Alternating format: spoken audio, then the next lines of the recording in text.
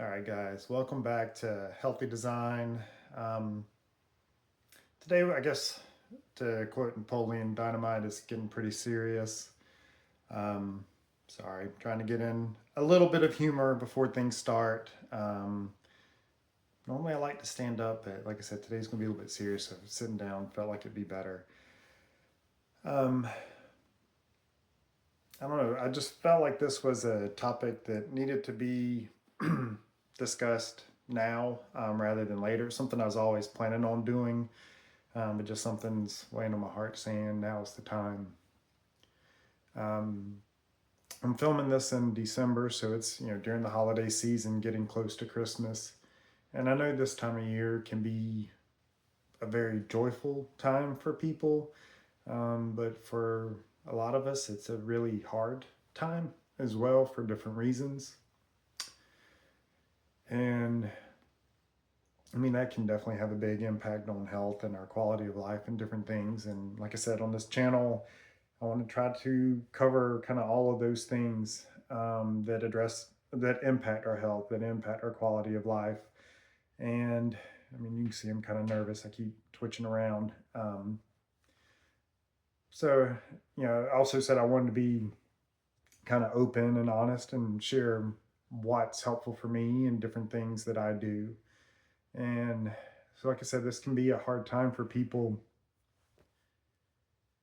And this will be a hard time for me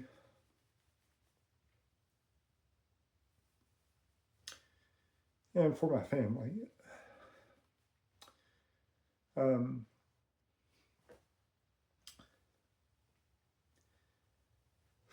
God, this is hard. So I'm married. I have 3 kids. But my oldest son,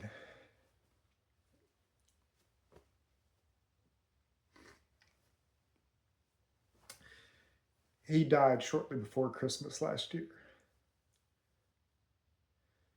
So, needless to say, this whole year's been hard. You know, it's been hard for all of us. It's been hard for his brother, his sister. It's been hard for me. It's been hard for my wife, for other family members. Uh, and all of us, if you haven't lost someone that you love yet, you will. And it's not an easy thing to go through. And I just don't think our society really understands grief. What it, I don't know if what it is the right thing, but what it is, kind of what it entails, what it means. Um,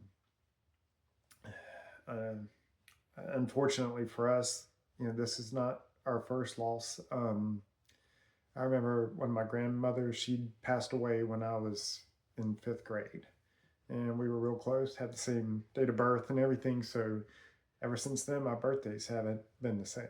I mean, they're definitely much more enjoyable now than they were right after it happened, but that heaviness is still there.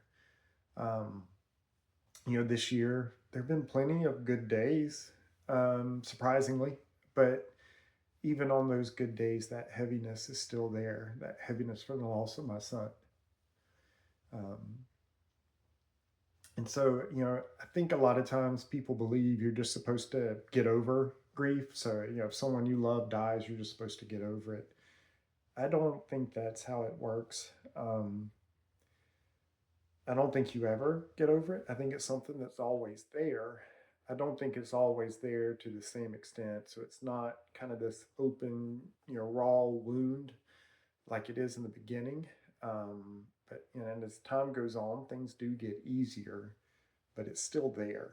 Um, like I said, I've had some good days this year, but that heaviness is still there. It's not as heavy as it was, but it is still there.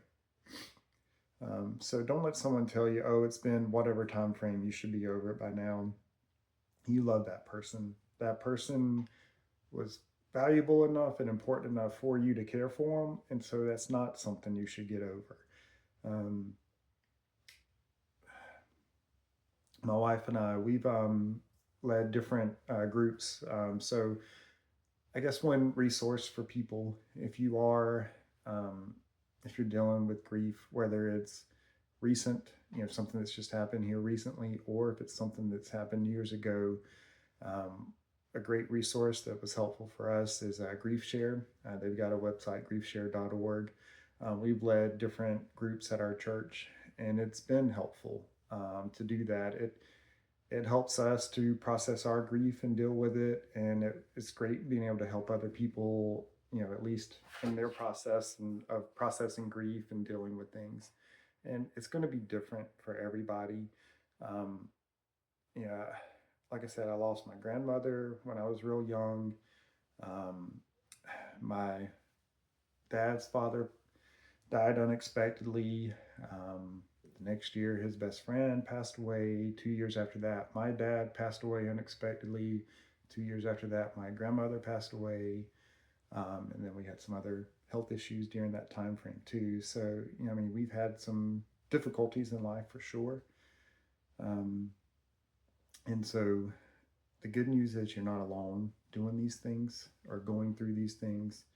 I had my wife, I had my kids, had family, and I'm so lucky and blessed that I have my church as well. Um, they really rallied around us after our son passed away too. I mean, they did other times as well. I'm not trying to say that was the only time, but I mean, we had a memorial service for him, and they came and did everything. We didn't really do anything for it. You know, they asked what we wanted, and then they just handled it. And I can't tell you what a blessing that was.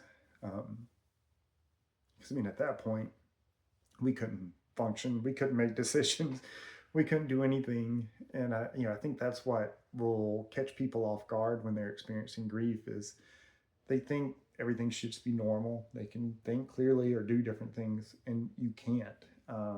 And so that's not a weakness. That's just the way it is. So just understand that and be gracious with yourself. So I think two big things with this. I'm sure I'll come up with more. This is all just stream of consciousness. So I'll talk as things come to me.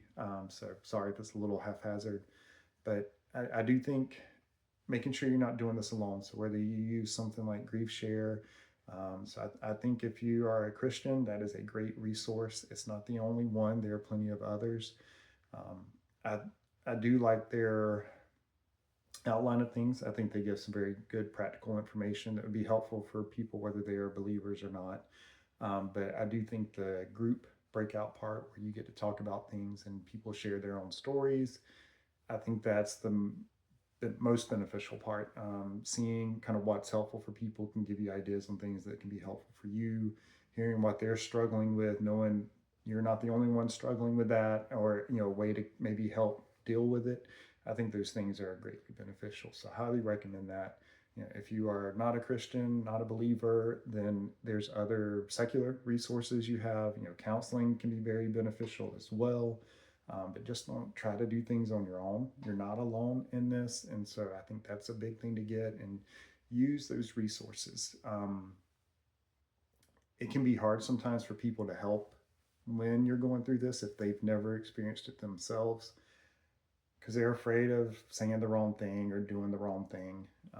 What they don't understand is there is no right thing to say or to do. There's nothing they're going to be able to say or do that's going to take the grief away, that's going to take the pain away, take the hurt away. It's going to be there. Um, but just knowing people are there, that makes a big difference.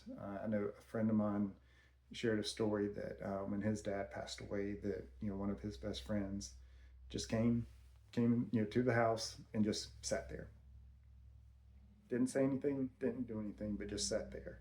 And just how meaningful that was for my friend that, this friend of his that just came knowing he was going through a hard time. So for people that are listening that know someone who's lost someone, be that person. Just be there. No one's expecting you to say the right thing or do the right thing and make everything go away, but just let somebody know that you're there and that you care about them. That'll make a huge difference on things. So I think knowing that you have those resources available and that you're not alone, I think that's a good thing. Of course, now my mind's going blank on the second, but that's kind of how grief works. Um, you know, take advantage of friends and family as well. I mean, don't obviously use them, but you know what I mean. Take advantage of them being there and people that love on you, and don't be ashamed to be in a season where you need help from other people. Um, I do think we go through different seasons in life, and there's seasons where we're the ones helping people, and then there's going to be seasons where we're the ones needing to be helped. There's no shame whatsoever in it. Um, just that's how life goes, and having at least a few people that you can really do life with, I think that's important, whether we're talking about grief or just talking about other issues and stress and different things. It can make a big difference on that. um, I know for me, some of the things that were helpful initially, we have, well, actually just a couple months before, so in October of last year, I had two stray dogs follow me home. And I remember after my son died, I'd have to come feed the dogs, and then I'd just walk around the yard. Part of that was to get their energy out, part of it was to get my energy out and try to help me deal with things and process things. And being around those dogs really helped out a lot. And dogs are pretty good at sensing things too. So they were young puppies, but they would just kind of walk slowly, and they had their head down a little bit because they could sense that kind of sadness and grief that I had. Um, and they would kind of love up against me and everything too. And so that was really helpful. So if you got animals, they can be good for health and good for dealing with grief too. Um, I think the second thing I was going to say is just don't don't think there's like one way to grieve or that it's going to be the same. Um, for me, dealing with the loss of my grandmothers and my dad, it wasn't easy. Um, and there's a lot of emotions you have to deal with and come to terms with. And I don't think I had any different emotions with my son. I just know the magnitude of it was so much greater. Um, there were times it was hard to function after my grandmother's, after my dad. Um, you know, Comparatively speaking, I'd say those times were brief compared to my son. Because there's still sometimes like where just a day I'll be on the couch. I'll get up to maybe eat a little bit or something like that. That just, the normal desire, normal drive to go climb, go work out, go do something, it's just not there. I just can't do it that day. Um, Luckily, those days are less frequent now than they were early on. Um, and the other thing I just remember, again, it can still happen now. Um, Grief will hit you out of nowhere. Sometimes there's not this pattern to it. It's not like it's steadily improves, meaning the grief goes down and you're back doing things. It's all over the place. That's normally how kind of different like health journeys go, or just different journeys go. They're not these nice linear progressions. It'd be great if everything was, but nothing works that way. You'll take 2 steps forward, and then it feels like 10 steps back, and then 20 forward, and you're just all over. Um, but with my son, like I said, that magnitude was so much more. That there are times where that grief hits, and you can't even stand anymore. You're just on the ground. So if that happens to you, don't feel like there's something wrong. Um, it's just the way it is. So you can't fight it really, or I guess you can try to. I don't think that's a smart thing to do. Um, I think that'll just lead to more issues later on. And so, but at the same time, you also just can't experience that all the time and still be, do life. So that's where it gets kind of tricky sometimes, is that balance in a sense. Again, not this perfect 50-50 split, or, but just where am I on that kind of continuum right now? Um, So, and yeah, what I'm sharing is how things impact me. I mean, it may be different for someone else, so just because they lost a parent or they lost a child, it doesn't mean they're going to experience things the exact same way. So I don't pretend to know exactly what it is they're going through or what they're feeling, what they're experiencing. Um, I will say, though, the interesting thing we've noticed, my wife and I, from just talking with people and doing the different groups, is that after you lose someone you love, you can relate pretty much to anybody who's lost anybody. It's not because you know exactly what they're going through. You just know that this is a terrible experience and it allows you to relate to them. You don't have to know every single thing it is they're dealing with or have experienced it yourself to be able to relate and form a connection with them. Um, when somebody else knows how horrendous this is, there's already a connection there. Um, and that's what we've seen, like in those groups, that people start sharing right away. And it's hard. I mean, you got to have Kleenexes ready and everything else. I mean, I've got my towel ready now. um, but you know you'll have other groups at church and different things, and sometimes it takes a long time before people actually open up and share and get vulnerable. Sometimes it never happens, but it seems like when there's grief involved and the loss of a loved one, there's no pretenses there. People are raw and vulnerable from the get-go, and I think that it's actually what makes it so helpful that you're willing to be open and honest, and then people can kind of pour into that. um, it's just a nice thing when you see like the different people helping each other, and you know everybody's able to help each other even though we're all going through something that's terrible. um,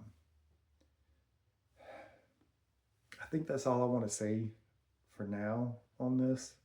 um, I guess my reason for doing this, uh, I would like to say I'm just doing this for everyone so they can get something out of it, and that definitely is part of it. But the biggest reason I'm doing this is I feel like I need to. I feel like it's going to help me. Um,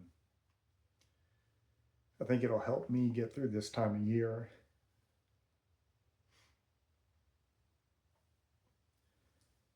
Uh, I think it'll just help me to be able to process things too.